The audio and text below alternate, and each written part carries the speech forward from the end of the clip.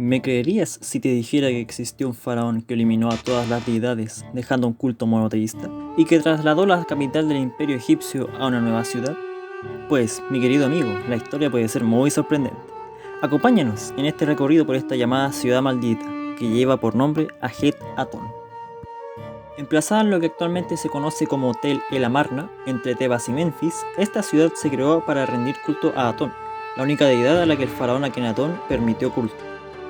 Podemos dividir la ciudad en tres zonas: norte, área administrativa; centro, la ciudad; y sur, las casas de los nobles y un palacio solar. También se debe hacer mención al Valle Real de Amarna, la necrópolis de la ciudad.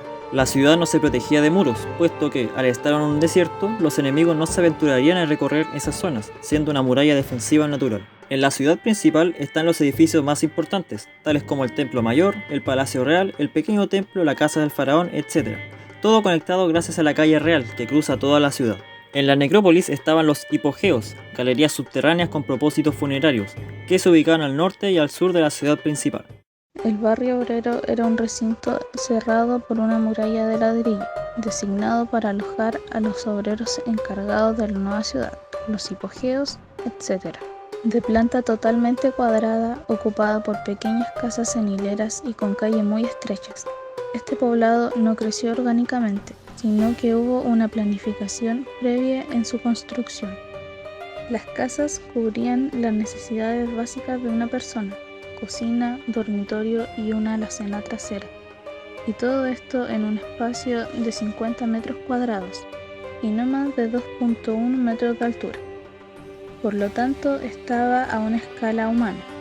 No había espacio para el segundo piso, aunque algunas tenían algunos toldos.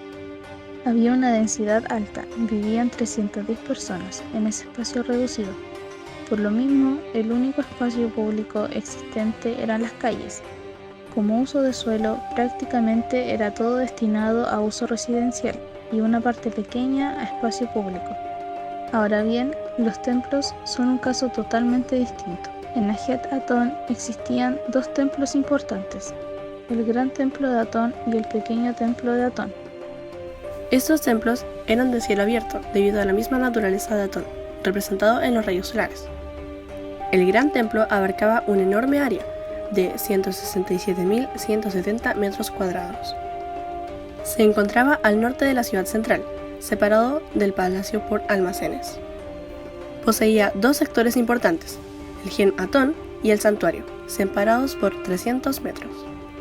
En el Gem Atón estaban la casa de jubileo, con un pilono y sala hipóstila de 16 columnas, y el descubrimiento de Atón, con 6 patios a cielo abierto consecutivos en los cuales se situaban 365 mesas de ofrendas.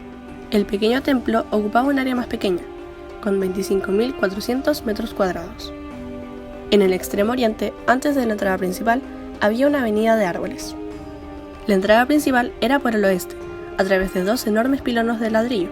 Tras esto había 2 patios principales, luego un patio de santuario y finalmente el santuario. Cada sector estaba protegido por enormes pilonos.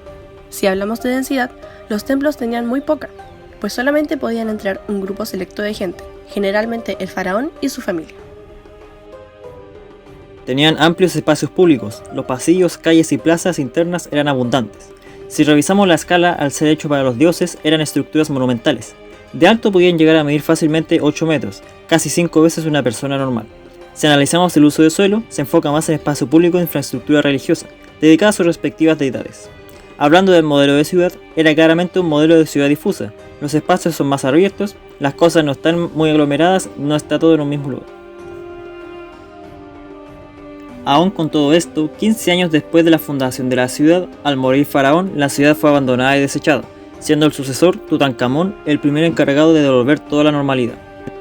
Dinastías posteriores intentaron desaparecer cualquier rastro de la existencia de esta ciudad, ocupando incluso sus materiales para otras construcciones, sin tener aparente éxito. Ahora, siglos después, este aire de misticismo alentó a los investigadores a buscar más y más sobre esta ciudad, pues su periodo de vida, aunque corto, significó un cambio enorme en la cultura egipcia. Sin duda, una ciudad poco conocida, pero muy investigada. ¿Y tú? ¿Te animas a desenterrar más historia?